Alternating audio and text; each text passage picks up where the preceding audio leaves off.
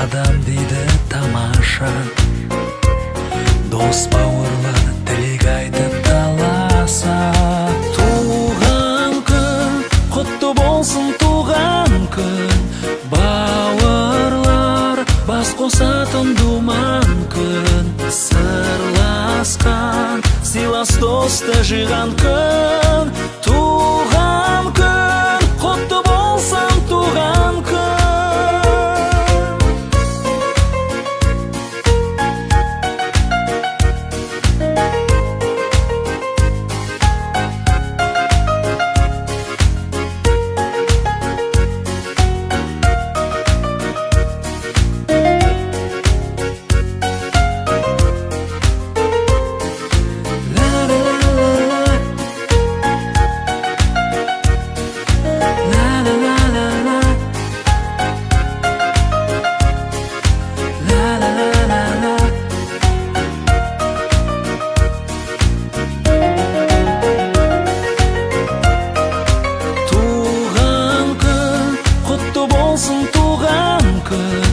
Бауырлар бас қосатын думан күн, сырласқан сыйлас досты жиған күн, туған күн, құтты болсын туған күн. Туған күн, құтты болсын туған күн, бауырлар бас қосатын думан күн. Сырласқан сыйлас досты жиған күн, туған күн, құтты болсын туған күн.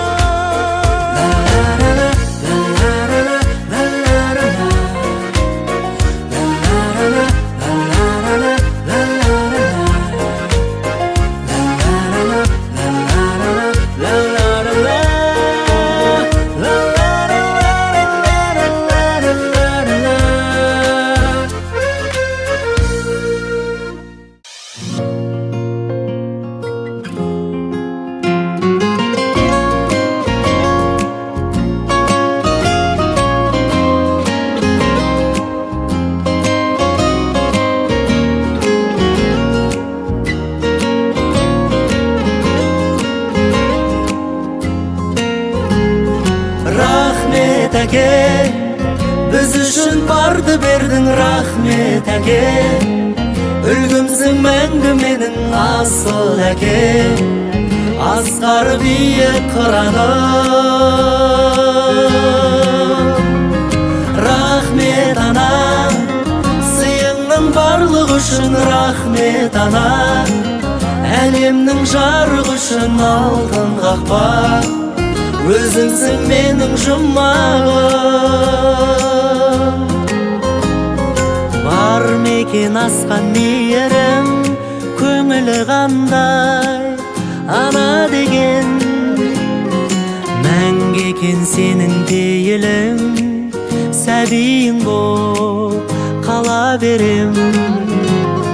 Өмірге қадам басқаным, өзіңнің әке өсиетің. Жолымда сенің бастауың, тұрады мәңгі қасиетің. Алғысым шексіз сіздерге, рахмет әке. Біз үшін барды бердің, рахмет әке. Үлгімсің мәңгі менің асыл әке, асқар биік қыраным. Рахмет ана, сыйыңның барлық үшін рахмет ана. Әлемнің жарық үшін алтын қақпа, өзіңсің менің жұмағым.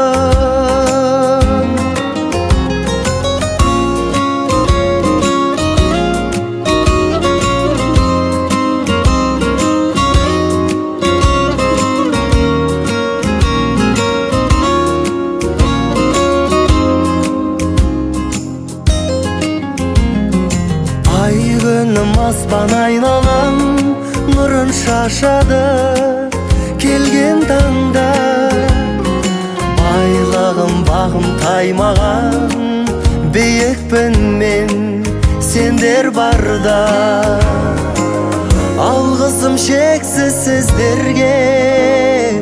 Рахмет әке, біз үшін барды бердің. Рахмет әке, үлгімсің мәңгі менің асыл әке.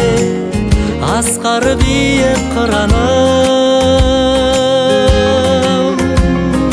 рахмет ана, сыйыңның барлық үшін. Рахмет ана, әлемнің жарық үшін алтын қақпа, өзіңсің менің жұмағым.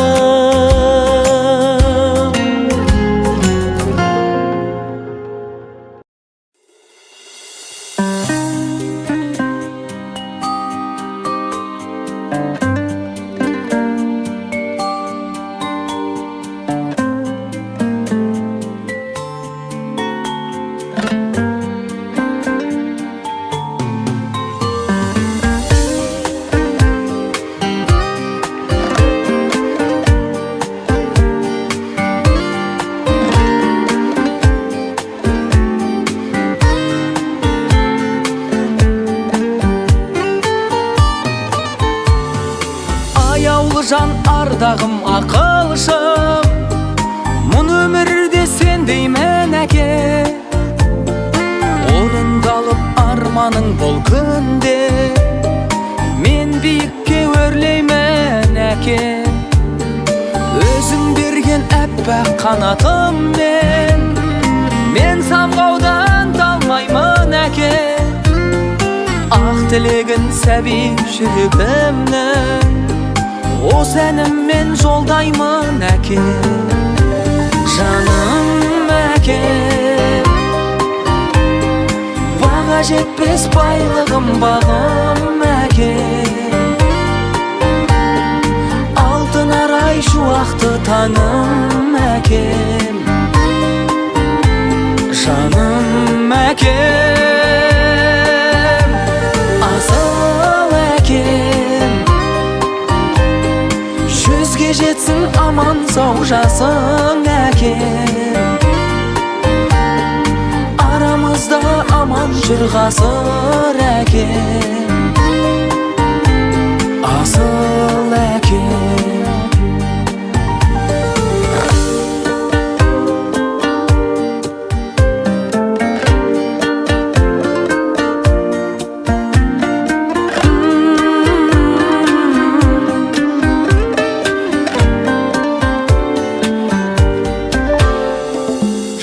Кешім бәрі сенің арқан, биіктедік өстік біз көкте. Сағынғанда менің асқар тауым, қуат алдым сенен іздеп кел. Жақсылығың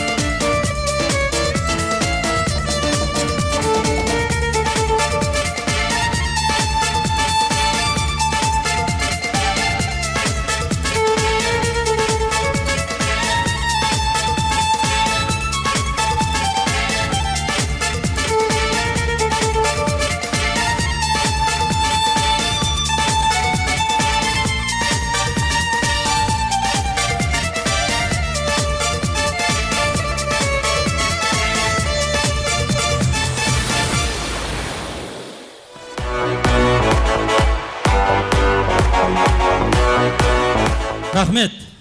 Ассаламағалейкум. Армысыздар арда ағайын, қайырлы кеш, ханымдар мен мырзалар. 21-ші ғасырдағы қазақ елі Түркістан облысының түкпір-түкпірінен келген алтындай болған асылдары. Сонау алыстан аттың басын бұрып келген, күндей жадырап күліп келген, дүбірлетіп той беріп жатқан Омаш әулетінің босағасынан қыдыр болып кіріп келген ханымдар мен мырзалар, қош келдіңіздер. Келген қадамдарыңызға гүл бітіп осындай торқалы той, сіздердің де шаңырақтарыңызға жұғысты болсын деп бастаймыз, құрметті ағайын. Тойларыңыз құтты болсын, ағайын. Рахмет. Ал енді құрметті ханымдар мен мырзалар, өздеріңізге белгілі, бүгінде елдің ықыласына бөленіп, еңбегіне жараған асыл азамат пен азаматша, осы Нақып көкем менен Айсұлудай анамыздың шаңырағы шаттыққа толып тұрған сәт, құрметті ағайын.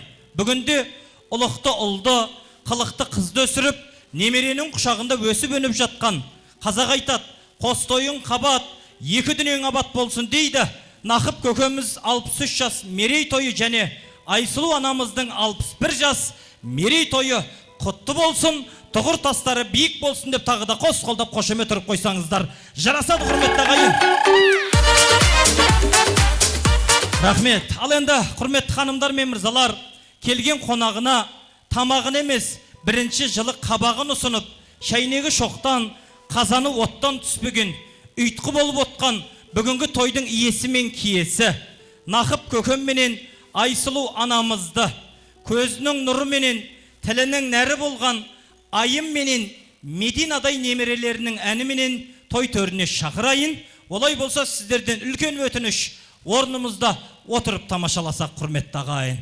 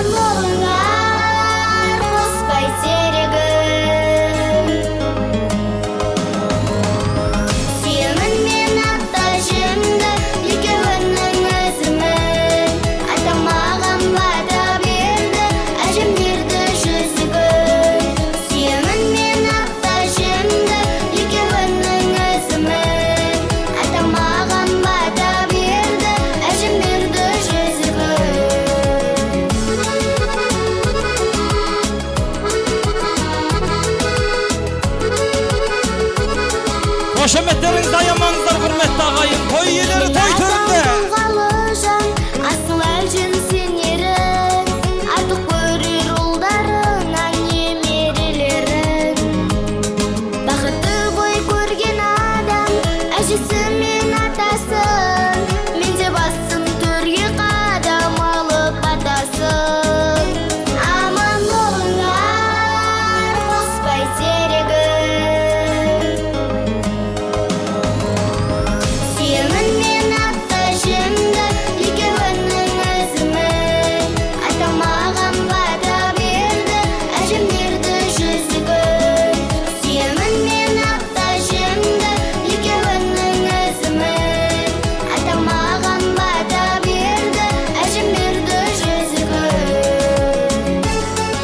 Құрметті ағайын, керемет әуезді әніменен қыздың тілегі қыдырдың тілегі деп шаңырақтың қыдыры болған және шаңырақтың кеуі баласы Нұрбек мырза менен Ақбаян ханымның ұл қыздары менен ата анасына деген әуезді әнімен қарсалайық, құрметті ағайын.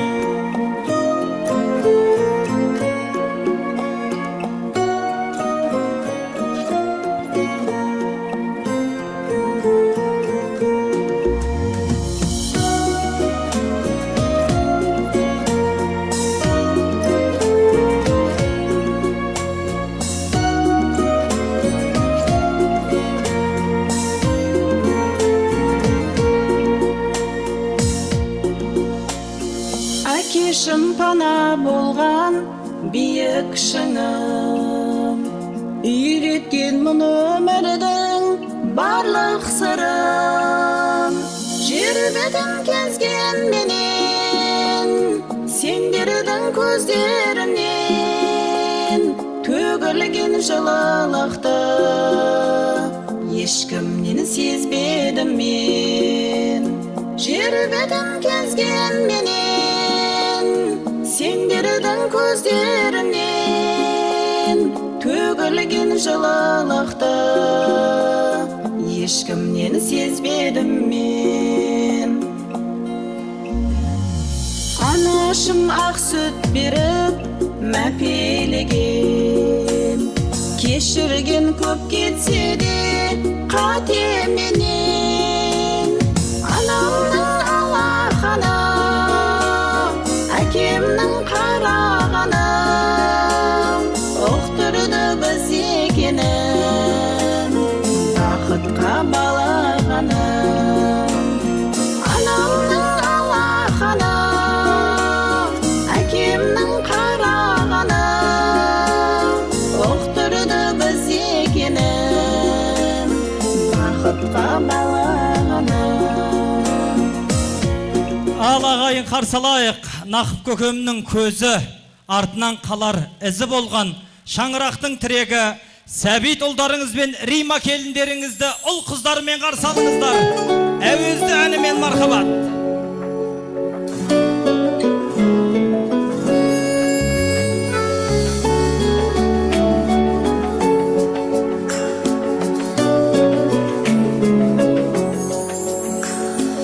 Жанашырым ана, дарашыңым ана, парасылым ана, шуағымсың. Бағбанымсың әке, зор бағымсың әке, қорғанымсың әке, шырағымсың. Аяулым өзіңмен мақтанамын ана,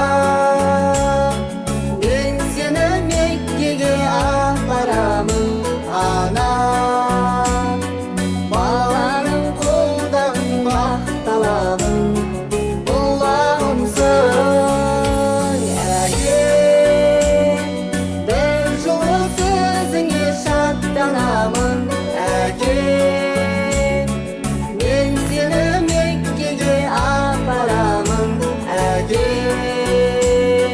Биікке самғайды баптағаның, шыңарымсың әке. Ал құрмет ағайын, бұл жігітті ерекше айтпасақ болмайды. Айсұлу анамның барын, нәрін алған, көкемнің сүт кенжесі, түп қалтасы, Бағлан менен Жазирадай ұл келіндеріңізді қарсы алыңыздар, ұл қыздарымен мархабат.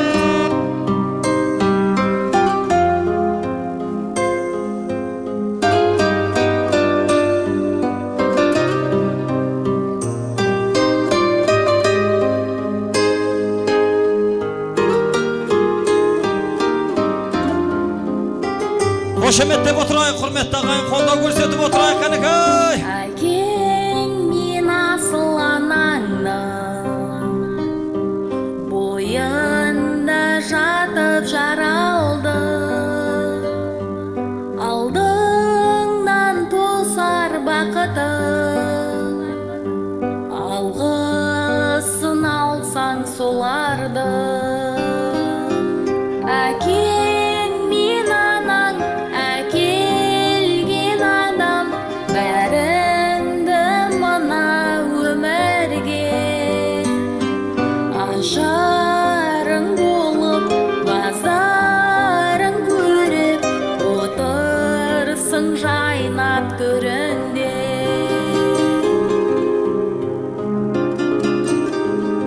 Қуансаң көңілі жайланар, мұңайсаң жүдеп қайғалар.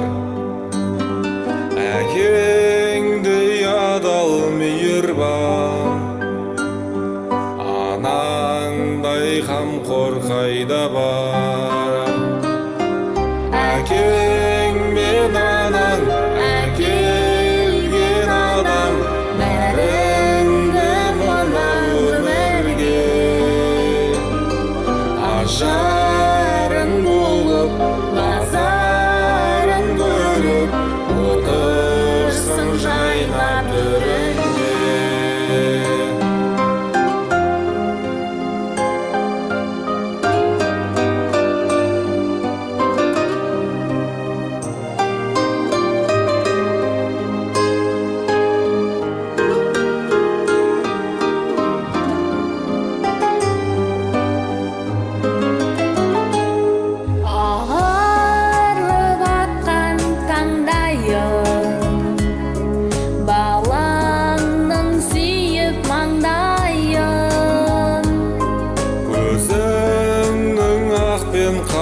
жақсы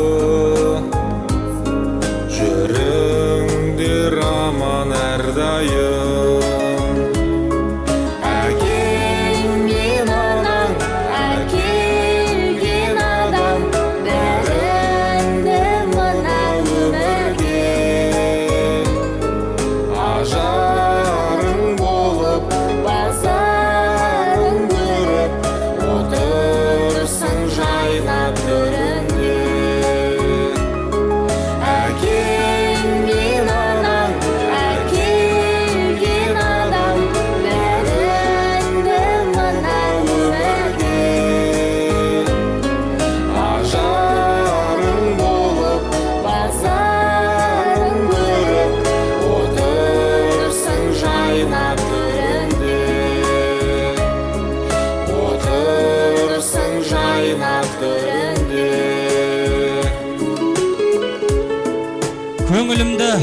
көңілімді жақсы бір тілек жағалады қымбатсың деп мынау халқың бағалады пейіліңнен ниетіңнен айналайын өсіп өніп жатқан нақып көкем мен айсұлу анамның қыздары менен балалары деп қояйын құрметті ағайын енді құрметті ағайын өзі талшыбықтай бір қыздан және елдің азаматы болған екі ұлдан 15 немере сүйіп отыр екен құрметті ағайын осы бүгінгі немеренің құшағында өсіп өніп жатқан нақып көкем мен айсұлу анама бір арнайы опалақ сопалақ емес шәуілдіріске шапалақ ұрайықшы құрметті ағайын рахмет нақып көке құтты болсын тойларыңыз осы емес пе көптен күткен ойларыңыз жүруші едік көкем қашан 63 анамыз қашан 61-ге толады деп орындалды арман тілек ойларыңыз міне қараңызшы біз келдік тілек тілеп тойыңызға арман тұр орындалар ойымызда бұл өмірде не күшті көке бірлік күшті бірліктің кілті болсын қолыңызда үйлеріңіздің босағасы берік болсын жақсылық әрдайым сіздерге серік болсын Алланың жерге берген несібесін осы ұл қыздан тараған немере шөбере көкем менен апама аямай теріп берсін деп қояйын құрметті енді бетейікші кімнің қандай көңілмен келгені көрініп тұр ғой менің нақып көкем менен айсұлу анам 70-ке келсін дегендер шапалақ ұрайықшы 70 90 дегендер бар ма 90 100 дегендер бар ма 100 көке 120 бер жіберейін ба болады деген нес бер десеңші биік болсын төріңіз талай қызық көріңіз жастарыңызға жас қосып жүздің төріне келіңіз деп тілейміз мынау ұстасқан қолдарыңыз ажырамай осындай бір махаббатты немерелеріңізге нәсіп болсын ал енді құрметті ағайын бай қуатты ұл қыздарыңыз шуақты болсын деп тілек айтамыз сіздерге ал енді құрметті ағайын мен осы сәтті пайдаланып осы шаңырақтың қызғалдағы болған қызынан тілек алсам деген ниет мен бірінші тілекті Ақбаян әпкемізден алмас бұрын осы Ақбаян әпкеміздің көңілінен шығып ұл қызым бағып осы шаңырақтың күйеу баласы болған мен тілекті Нүреке өзіңізге ұсынайын мына Ақбаян әпкемізге қарай жақындап тұрсаңыз бола ма күйеу бала екеніңізді білдіріп шеттеп қалдыңыз ғой че-то ал деймін тойларыңыз құтты болсын дендеріңіз сау болсын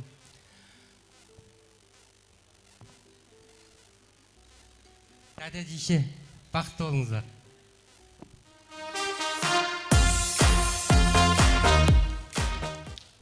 біздің отбасымыздың ең жақын адамдары қонақтар сіздерге рахмет осылай сыйлап келгендеріңізге бәріңізді көріп қуанып тұрмын әрқайсыңыздың үйлеріңізде осындай той болсын мынау бүгін сіздерді зейнетке шыққан үлкен мерейтойларыңызбен құттықтаймын дендеріңіз сау болсын өмір жастарыңыз ұзақ болсын осылай біздің алдымызда күліп ойнап қартаймай әдемі болып жүре беріңіздер өсіріп отқан ұл қыздың немеренің шөберенің қызықшылығын көре беріңіздер сол бәрімізге той жұғысты болсын бәріміз осындай зейнет жасқа шығып той тойлай берейік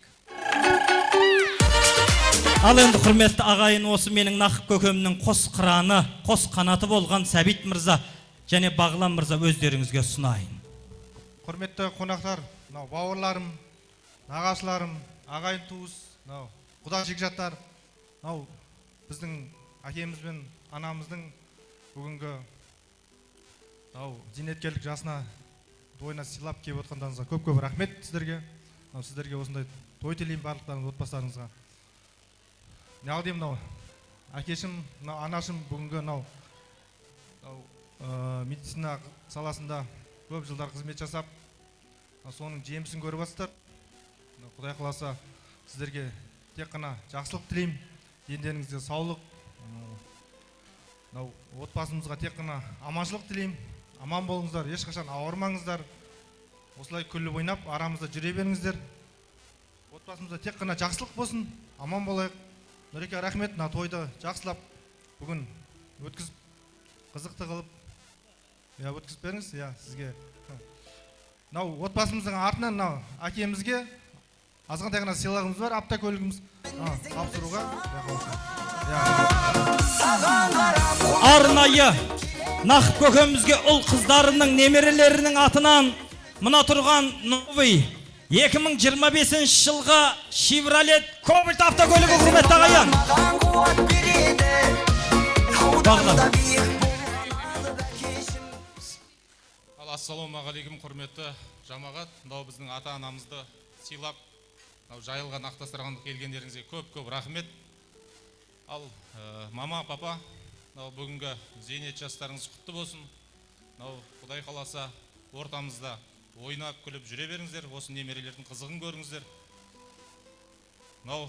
Ата-анамыздың зейнет жасы барлығыңызға жұғысты болсын, тек жақсылық болсын, отбасымыз аман болсын. Құдай қаласа бұдан да жақсы күндерде жолғайық, ата-анамызға бұдан да жақсы тойларды жасап берейік, Құдай қаласа. Сол осы тойды жақсылап ат салысып, аман есен өткізе берейік. Анамызға сырт киіміміз бар, әкемізге тоже сырт киіміміз бар. Және де анамызға iPhone 16, мамамыз блогерлікке сәл жақындау, өз атымыздан. Ана жан ойлап күлші тойыңда, болмасын қайғы ойым ойыңда. Бақытым деп бағалай, сен қуанып қалардай, ерекше сый жасайын тойыңа. Енді қоя тұрыңыздар, бұның бәрін бөліп айтпай дұрыстап айтайық. Машинаны бір айттық, ананы бір айтқаннан көр, бәрін бірге айтайық.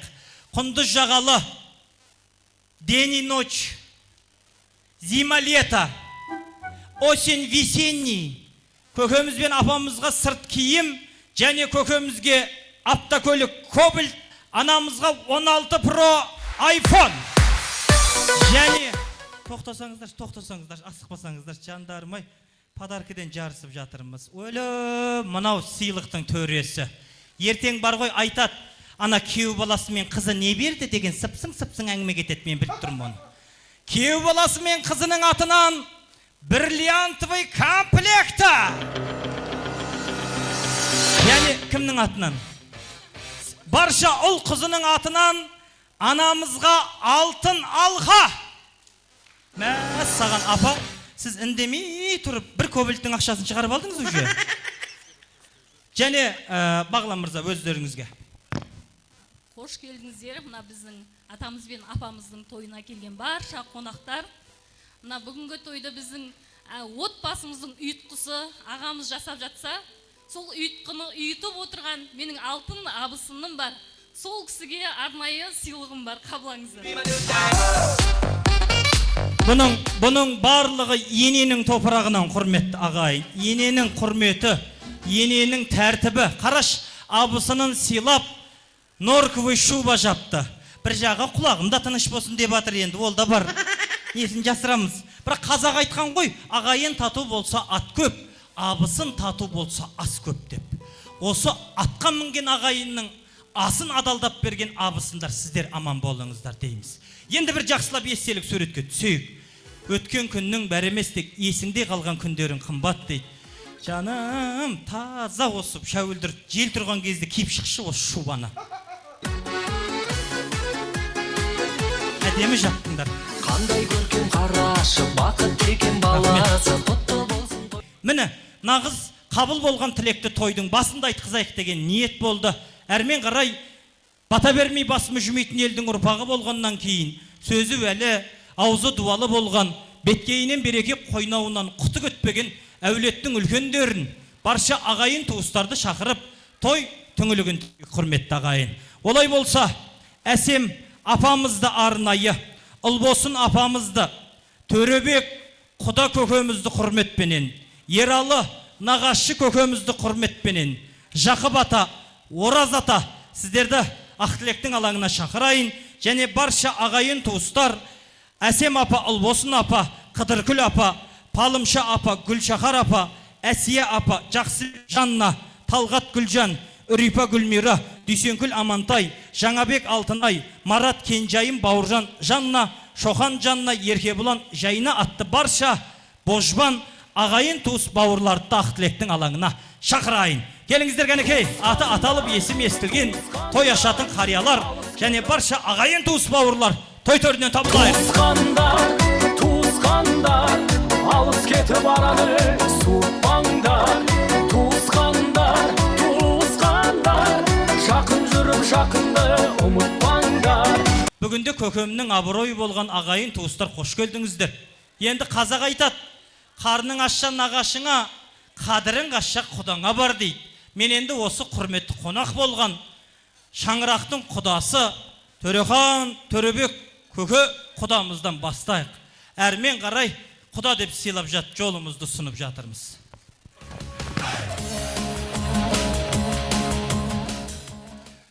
Құрметті қауым, сәл ыңғайсыздау болды. Мен тінеймін, мынау енді божбандардың біреуі сөйлеу керек еді. Тамада айтқаннан кейін амал жоқ. Мынау енді бүгін өте бір жақсы той өтейін деп тұр. Басы жақсы болды. Мынау енді Нақып пен Айсұлуға енді осы шәуілдердің бәрі білет десе болады. Отырар ауданы ақ көңіл, ешкімнің кеуін қайтармайтын сондай ақ көңіл жандар. Бірақ бір нәрсе айтайын деймін, пенсияға шыққан жақсы емес. Пенсияға шықпау керек еді. Пенсияға шыққасын болды, ар жағын ешкім қарамайды саған. Мынау енді Айсұлу, Нақып 100 жасаңдар, мынау жаңандегі немерелерінің өнерін көріп жатырмыз. Келіндерінің, балдардың өнерін көріп жатырмыз ғой. Сол ара жалғасын тапсын, сол жақсылыққа жетелесін. Әр уақытта шаңырақтарыңызда тоймен қуаныш мол болсын, жақсылық болсын. Сол үшін енді көбейте бермей, мына тінейт микрофонды бермей қойды ма деп айтпақжан, сен екеуіңе бақыттың бәрін тілеймін. Әлде де талай әңгіме айтылады. Одан кейін 70 жас бар, одан кейін 80 бар, 90 бар. Әр уақытта жақсылықта тойда кездесейік. Аман болайық. Осы отырған барлықтарыңызға зейнетті жас тілеймін. Шыққандарыңыз жүзге жете беріңіздер. Ассалаумағалейкум, тойшыл қауым. Мынау Шәмші атамыздың шығарған өлеңі бар ғой, бұрын соңды осындай той отырарда болмаған деп. Мінекей бүгін керемет той басталып жатыр. Айналайын Нақып, Айсұлу, мынау зейнет жастарың құтты болсын. Мінекей мынау небір ғұламалар шыққан, Әл-Фараби бабамыз шыққан, Өзбек Әл-Жәнібектей көкеміз шыққан, Мұхтар Шахановтай ағамыз, Шәмші Қалдаяқтай шыққан ағаларымыздың мынау отырар мекенінде 40 жылдан астам медицина саласында еңбек еттіңіздер. Мінекей көптің алғысын алдыңыздар, көптің көңілінен шықтыңыздар. Мінекей зейнет жастарыңыз құтты болсын, отбасыларыңызда қызықшылық болсын, той думан болсын. Мынау мөлдіреген ақша бұлт басқан көк аспанның астында, өмір атты теңізде, жұмыр жердің үстінде бақытты бауырларыңызбенен, ұлағатты ұлдарыңызбенен, инабатты қыздарыңызбенен, келісті келіндеріңізбенен, балдайтатын немерелеріңіздің ортасында қос аққудай ақсақалды қария, ақжауапты әже болып шапқылап жүре беріңіздер. Алланың берген жасын жасай беріңіздер. Барлықтарыңызға осындай той жұғысты болсын. Енді сіздерде дұрысынан түсінерсіздер, теріс түсін қалмаңыздар. Божбан елі жуас ел.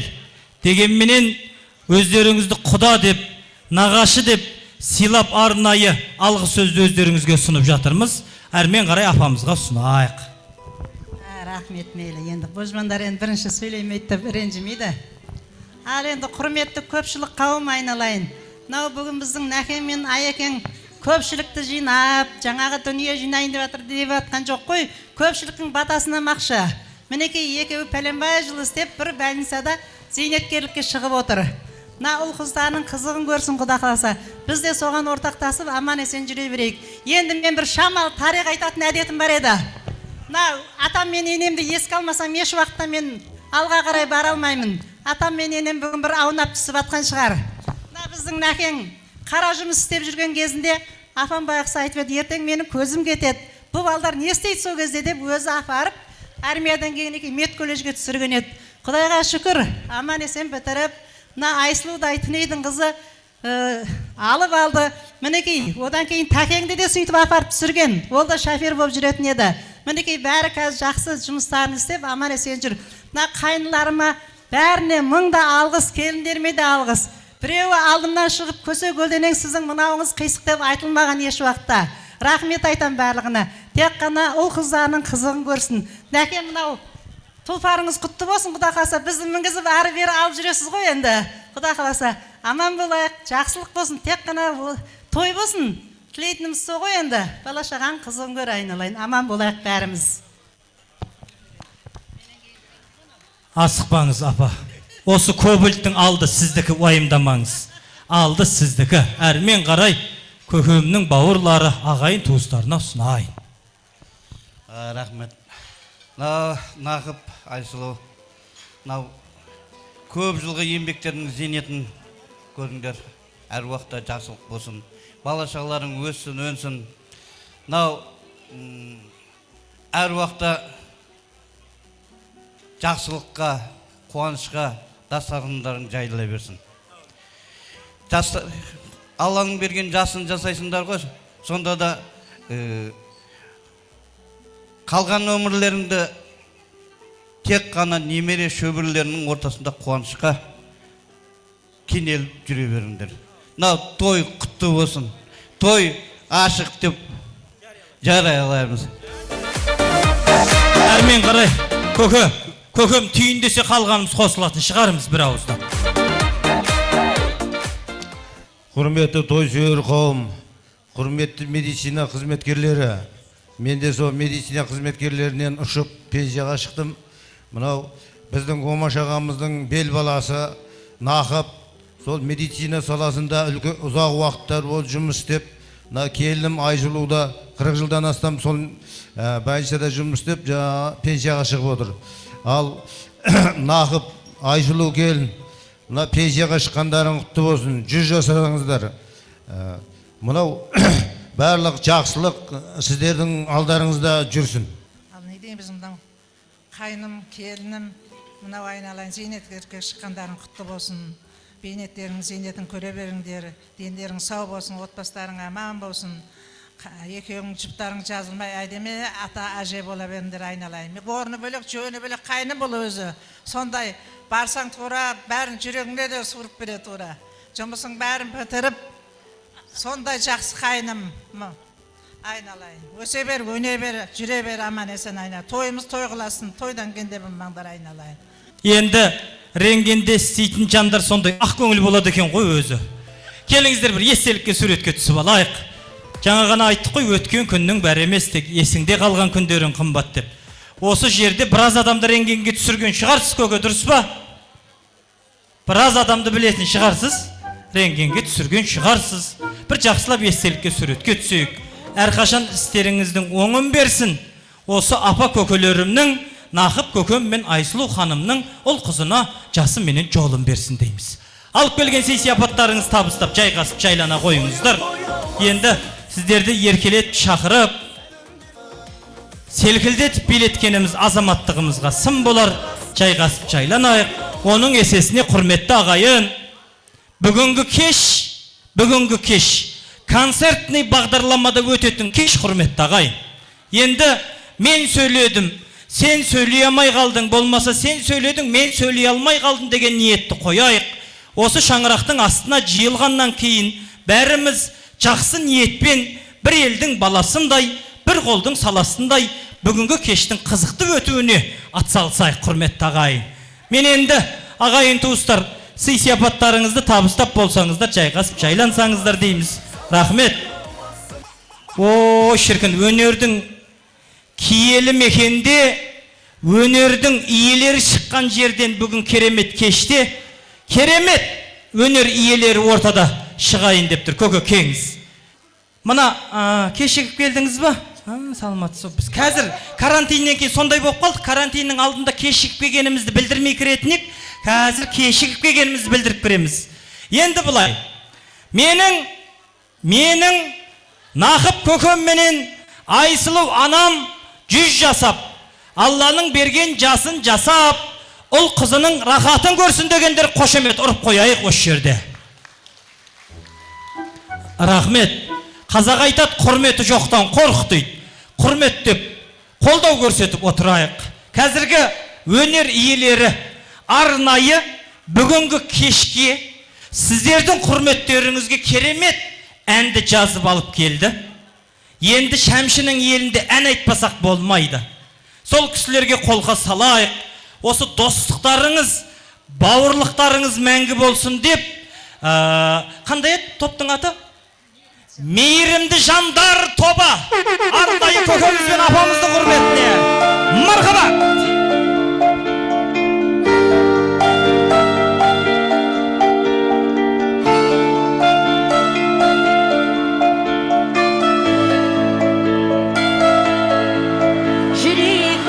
Бірге қағып қос қанат, сенің жауың маған дұшпан қас болады. Мұна біздің достығымыз секілді, баламызда бір-бірімен дос болады. Менің досым, мен әркез шақсағам, менің досым, мен өзіңмен мақтанам. Достығымның биік қылған тұғырын, менің досым барлығынан жақсы адам.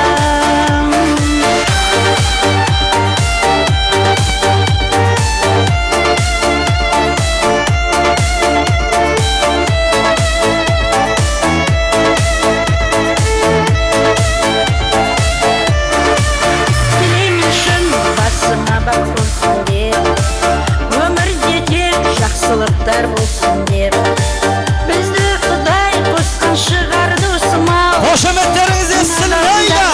Достықты көрсін деп, менің досым, мен әркез шақтағам.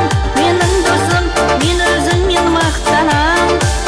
Достығымның биік қылған тұғырын, менің досым барлығынан жақсы адам.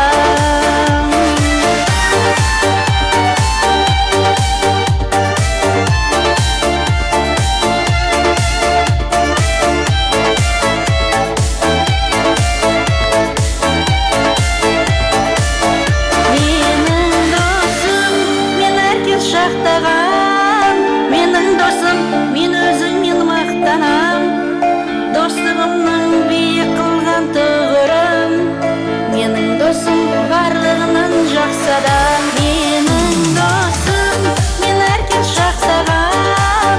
Менің досым, мен өзіңмен мақтанам. Достығымның биік қылған тұғырын, менің досым барлығынан жақсы адам.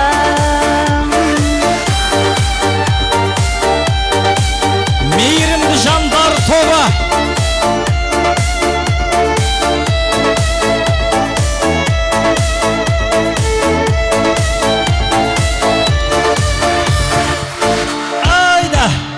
Жасаңыздар, мейірімді жандар тобы.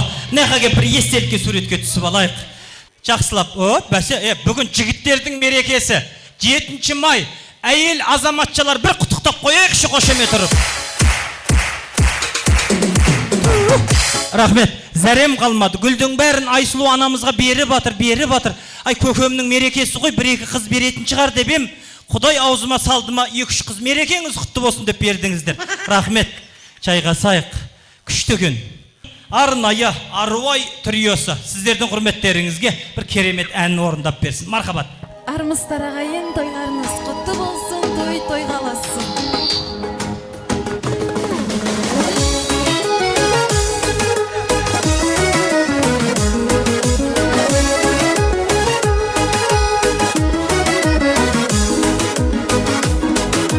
Бармен базар қылып той тойлаған,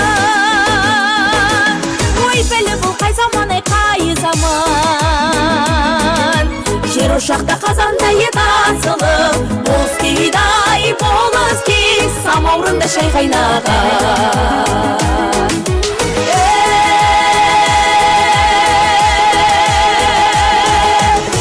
Яридай ой пәй, ауыл жатыр той жасап, ат шаптырып ай.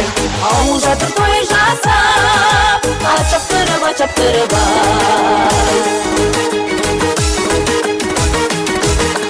Ауыл жатыр той жасап, ат шаптырып,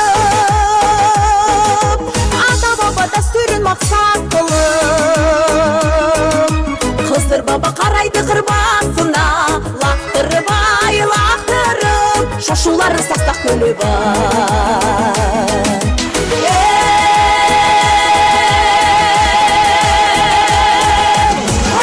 Яридай ой пәй, ауыл жатыр той жасап, ат шаптырып ай. Ауыл жатыр той жасап, ат шаптырып ай.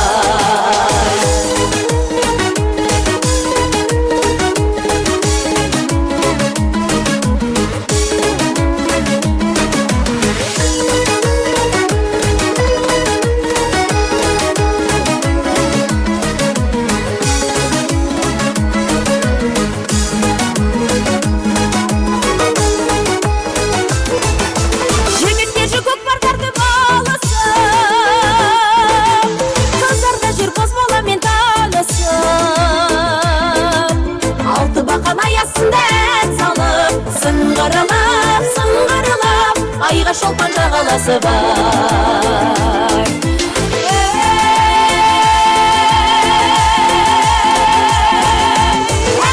Яридай ой бәлей, ауыл жатыр той жасап, ат шаптырып ай. Ауыл жатыр той жасап, ат шаптырып ай.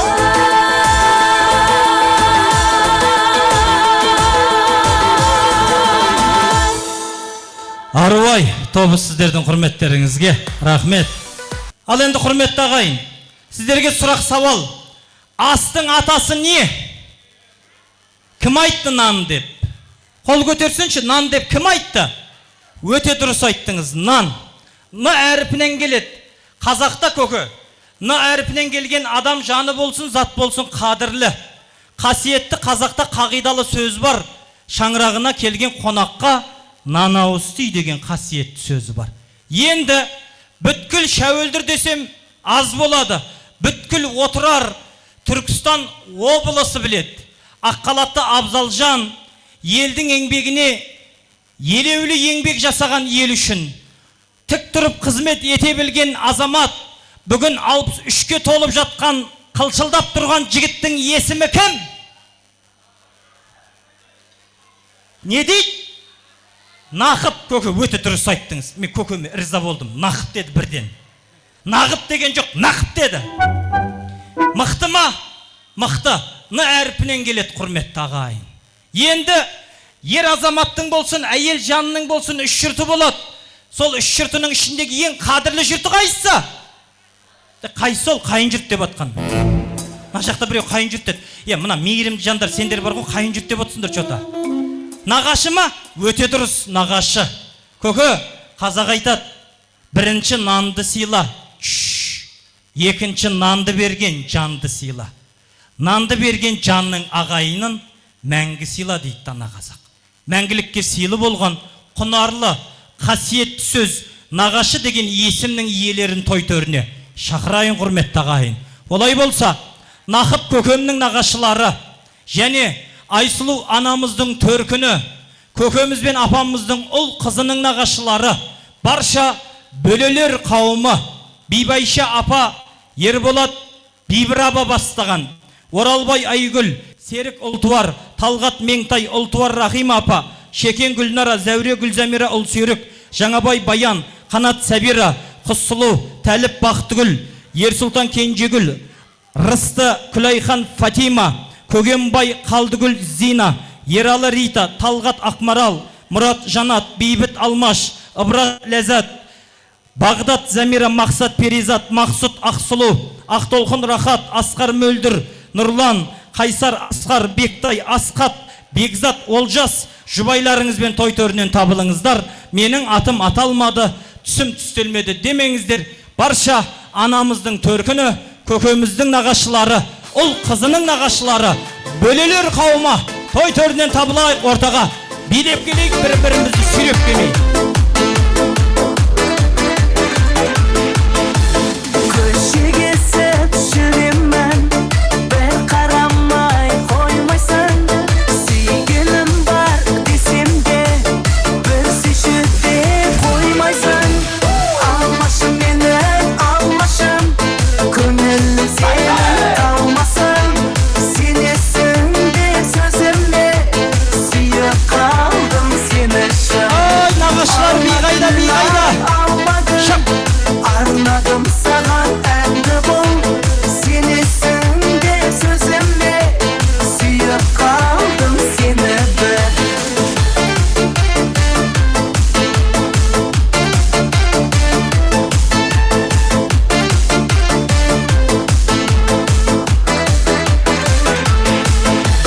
Қайта келмес өмір, жақсы шақта ойнап күл, сүйіп жүрсең кетіңнен, мен деп жаным ойлап жүр. Алмашы менің алмашым, көңілім сенің талмасын. Сенесің де сөзіме, сүйіп қалдым сені шын.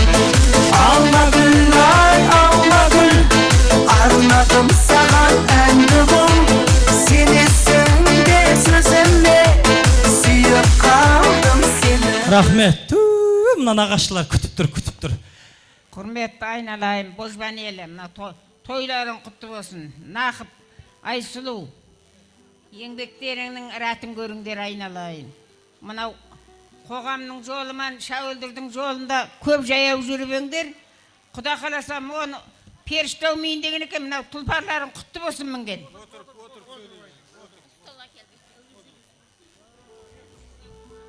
Әр уақытта осы бала-шағаларың ортасында осы кәдіріңлеріңмен жүре беріңдер айналайын. Елге сыйлы, осы Нақыппан екеуің қол тұтасып Құдайдың берген жасын жасай беріңдер. Осы балдарыңның алдында осы қадірден айырылмаңдар айналайын. Алланың берген жасын жасай беріңдер. Құтты болсын, әр уақытта тойдан той қыласын. Әумин, айтқаныңыз келсін, апа. Әрмен қарай, абайлаңызды. Ойбай жаным, кім қойды мынаны? Жаңа ғана жоқ сияқты, дед, Дубай сияқты өсіп баратырмыз ғой. Әрмен қарай, кімге ұсынайын? Жасы үлкен көкелерімізге. Апа, өзіңіз. Айсұлу, кім тойларың құтты болсын, тойларың тойға бассын. Жақсылық болсын тойға.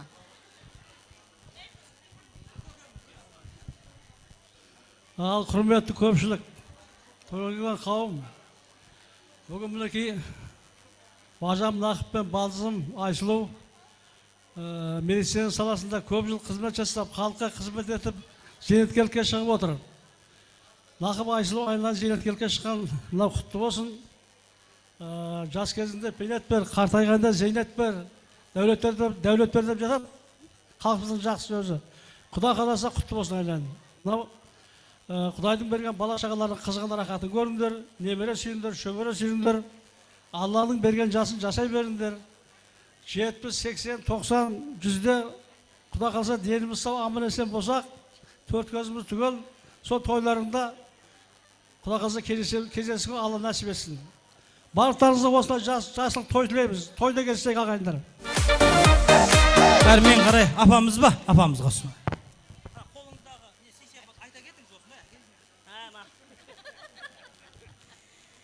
Құрметті көпшілік қауым, мынау бүгін керемет отырардың төрінде үлкен керемет той өтіп жатыр. Айналайын Нақып, мынау зейнет жасың құтты болсын. Айсұлу, сендерге жұрт қызығып та қызғанып та қарайды. Мынау медицина саласында бірге істет дейді. Сендер студент уақыттан бастадыңдар. Сіңлім Айсұлу дипломды алып келатқанда Нақыпты бірге алып сол үйге кетіп қалған. Содан аузымыз аңқиып қалды.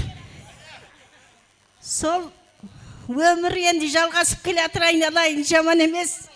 Божбан елі киелі ел ғой. Мынау бірге өмірдің кемесінде бірге аққудай қалқи беріңдер жаным. Мынау бала шағаларың қызығын көріңдер, өмір жастарыңыз ақ болсын. Мынау ұл қыздарыңа рахмет, өстіп той жасап атқан. Мынау сендерді абзал жандар дейді ғой. Сол аттарың өшпесін, той қыласын. Мынау Айсұлу деген айдай сіңліме алтын сақинам бар. Соны тағы рұқсат етіңіздер. Өз семьямыздың атынан. Енді Айсұлу апамыз қазіргі жастар дипломмен ауылға дейді ғой. Ол кезде мынандай программа жүрген екен, дипломмен күйеуге деген. Бірден дипломды алып, көкемнің қолынан ұстап сояққа кеткен екен. Енді өсіп өнді. Көкембай көкем бар ма? Көкембай көкем. Көкембай көкем, өзіңізге ұсынайын.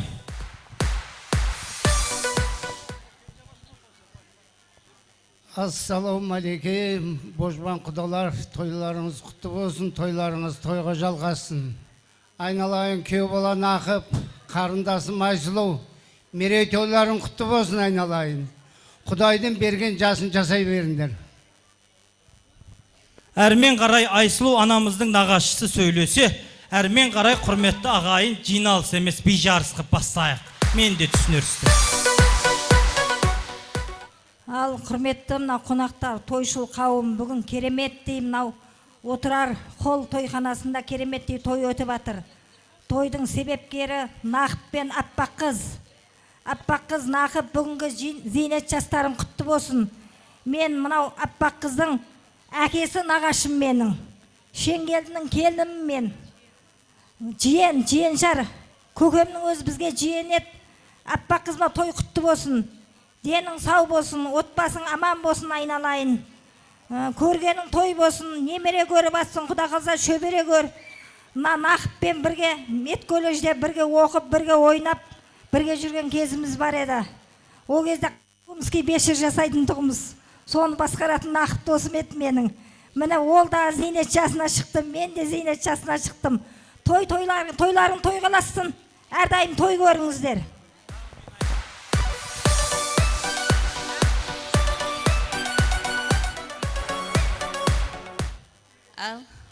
Айсұлу әпше, Нақып жезде, мынау бүгінгі мерейтойларыңыз құтты болсын, отбасыларыңыз аман, дендеріңіз сау болсын, мынау өсірген ұл қыздарыңыздың рахатын көре беріңіздер.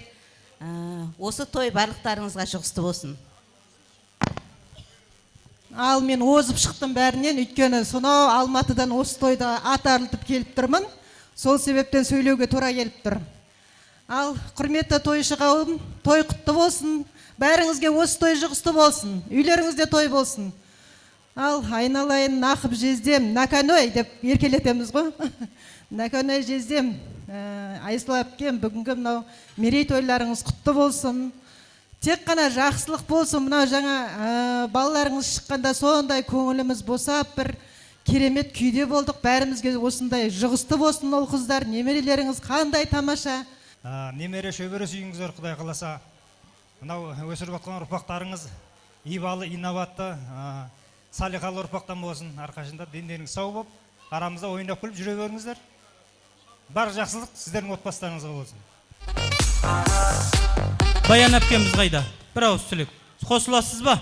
Бағдат Замира мырза менен ханым бар ма? Қара шаңырақтың иесі Бәкең менен Замира. Қыз болып шаңыраққа барғанда ата анасын есіне түсіріп жоқтатпай, төрінен орын беретін осы кісіге арнайы шапалақ ұрайық, құрметті ағайын.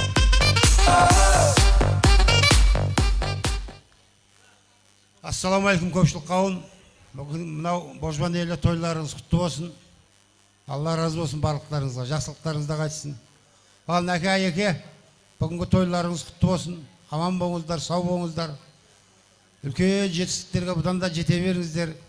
Зейнеттің бейнеті деген осы да, Құдай қаласа, 100 бар, 110 бар, Алла қаласа, Алла тағаланың берген жасын жасап, ойнап күліп жүре беріңіздер. Самый главный еліміз тиіш болсын, бәле жаладан аулақ болсын, маса сона болмасын, шыбын шіркей болмасын, тоқшылық болсын, той қыл жалғасын. армысыздар тойға жиналған көпшілік. Ал құрметті жезде әпке, мынау бүгінгі зейнет жастарыңыз құтты болсын. Дендеріңіз сау болсын, отбасыларыңыз аман болып, мынау алтын асықтай ұлдарыңыз бен күміс қасықтай қыздарыңыздың тек жақсылығын көріңіздер. Көргендеріңіз той болсын ылғи, аман болыңыздар. Енді көкем менен апамның құдалығы болып жатқан жоқ, қосылайық енді. Таң атат сөйлей берсе. Келсеңші көке апа, бір жақсылап естелікке суретке түсейік. Алып келген сый-сияпаттарыңызды ұсынасыздар. Енді құрметті ағайын, сөйлеген адамға қарағанда сөйлемеген адамның сауабы көп екен. Қалғанымыз сауап жинап тұрайық, құрметті ағайын. Шақ-шағынан би болса!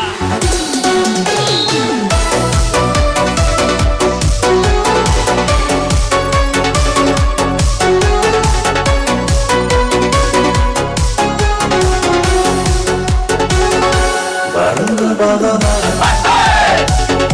bağındır aralar, sağındır ağustos, yanımdır yaralar. Men sana nasıl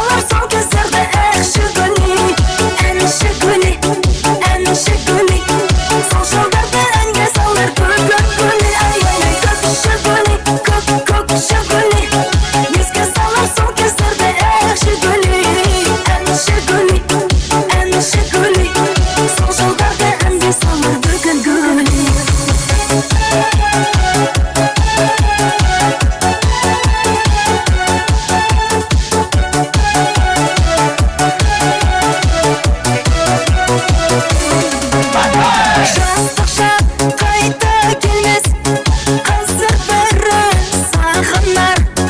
Әніме билеп бәрін есің ал. Естеліктер альбомда еске салар суреттер. Күліп жастық шағыма көкші гүлі тербетер. Көкші гүлі, көкші гүлі, еске салар сол кездерді әнші гүлі. Әнші гүлі, сол жылдарды әнге салар көгін гүлі. Ай-ай-ай, көкші гүлі, көкші гүлі, еске салар сол кездерді әнші гүлі. Әнші гүлі, сол жылдарды әнге салар көгін гүлі. Қазақтың ұлттық асы ет ауқат. Беш бармақ десек қырғыздарға тартып кетеді. Бес бармақ десек келмей қалады. Өзіміздің ұлттық тілмен айтқанда ет ауқат, шымкентский, шәуілдірский тілмен айтқанда қамыр ауқатты қабыл алыңыздар, құрметті ағайын. Ал жібер арнайы Палтарашкінің етіне.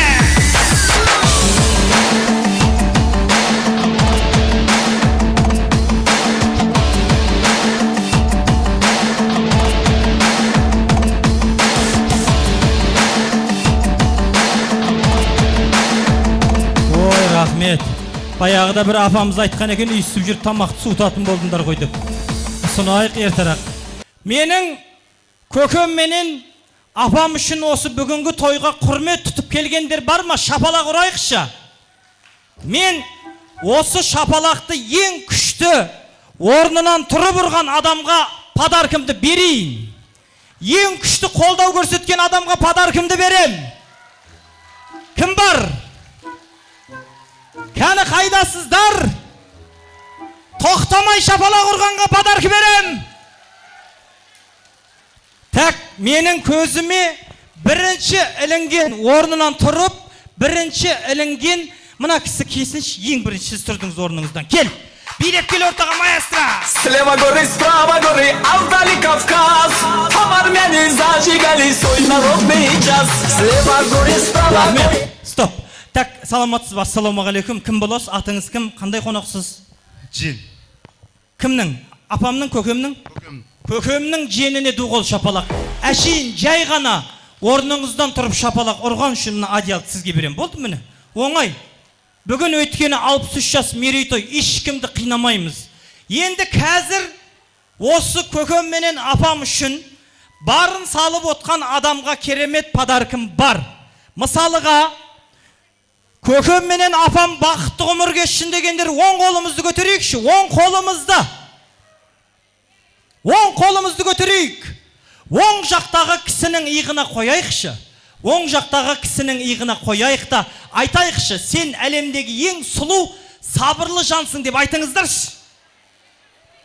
Аха, енді Айсұлу анамыз бақытты ғұмыр кешсін дегендер сол қолымызды көтереміз, сол қол. Сол жақтағы кісінің иығына қойайықшы. Сол жақтағы кісінің иығына қойып айтыңыздаршы, сенің менде жұмысың болмасын деп айтыңыздар. Бұл көке медицинский терапия. Адамның бірін-біріне махаббатын, мейірімін ашатын терапия екен. Енді бетейік. Қазір мен шақырамын.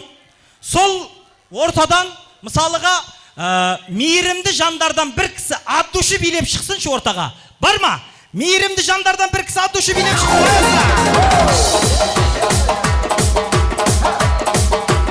Мейірімді жандардан бар ма?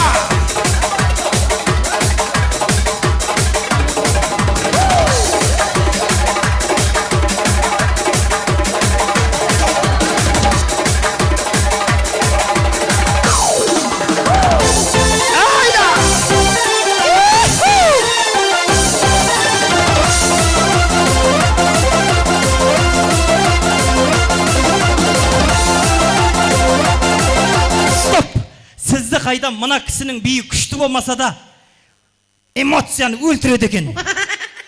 Я, сіз кеш кеп қалдыңыз. Я, сосын кейін мынау мейірімді жандар, разведчиктерін жібере бермеңдер міне қарай. Жоқ, екеуіңіз ғана билейсіздер. бір өздеріңізбен билейсіздер, өзіңізбен өзіңіз. Кім жақсы билейді, мен 2 подарка берем екеуіңізге. Кеттік, жібер, маэстро музыка, жібер.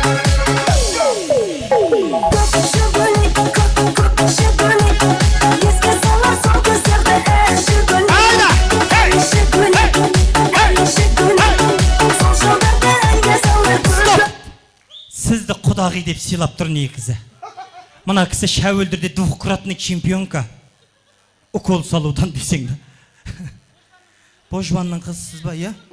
Сізде божбан қызсыздар ма? Онда әкеңдер нелерің бар, апал сіңілдер десең. Жаным, не бөлініп кеттік, сен божбан, мен тіней деп кеттік қой бәріміз, қойыңдаршы. Қыздар, болды, отырыңдар, болды, мен немес қарекет қорында істемеймін, мен отырыңдар. Отырыңдар. Ал енді құрметті ағайын, мен осы сәтті пайдаланайын. Екінші түп қалта ұлыңыздың аты кім?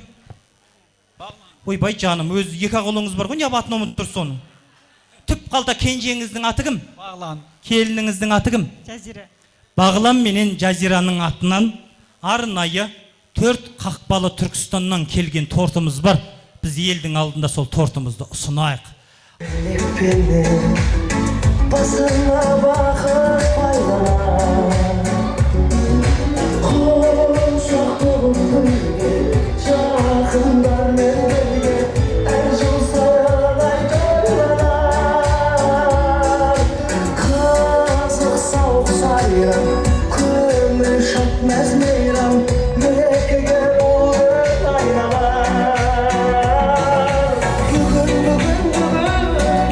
сенің туған күнің, сол язылық тілеймін, бақытты бір сүргін, жаныңда болсын. Көшеме тұрайық, құрметті ағайын, қолдау көрсетейік, рахмет. Енді қолыңызға бір ғана вилканы алайықшы, пышақтың қажеті жоқ. Бір ғана вилканы алайық. Жоқ, көкем емес, апам. Үйдің анасы алсын. Мынаның қай жері кесіледі, соны айтшы бізге. Қалаған жеріңізден алыңызда, мынаның тұрғанның барлығын ұсынайықшы. Немерелері қайда? Келіңдер. Немерелері баршаңыз келіңдер. Кіргізіп сәнің думанын, есіңнен кетпейтін, еш нәрсе жетпейтін, ең бақытты күн туған күн. Бүгін, сенің туған күнің, сол денсаулық тілеймін, бақытты өмір сүргін, жанында болсын деймін, ашар көңіл сырың, жан серігің. Жаным, апа тапанан кесіп атсыздар ма, не істеп атсыздар? Бәрекелді. Біраздан бері өзі кухняға кірмей қойғансыз деймін, келіндерге тапсырып. Енді мынаны жақсылап фотоға түсірейік. Бұлай қарай бұрсаңыздар, жігіттер, қыздар, көмектесіп жіберіңіздер. Апамыздың өзі ұсынады, тарелкасын алып өзі ұсынады. Апа, өзіңіз ұсыныңыз, мына немерелерге ұсыныңыз. Ол қызға ұсынудың қажеті жоқ, немерелерге ұсыныңыз. Құдай қаласа, шынымен ғой, кішкентайлар тәтті болып өсіп келе жатыр. Осы өмірлері де тәтті болсын. Апасы мен атасының алақанында ерке болып өсіп, елдің ерке ұлы мен ерке қызына айналсын дейміз. Ой, рахмет. Бір жақсылап естелікке суретке түсейік. Бүгінгі сәт есте қалатын сәттің бірі. Жақсылап естелікке суретке түсейік.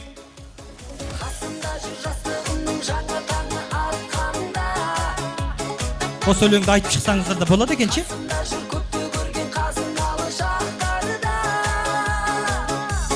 Қуаныш, бақыт шаттық мереке бар, жаным сенің қасыңда.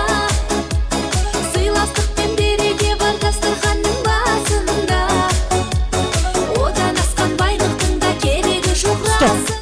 Мына бала кім баласы?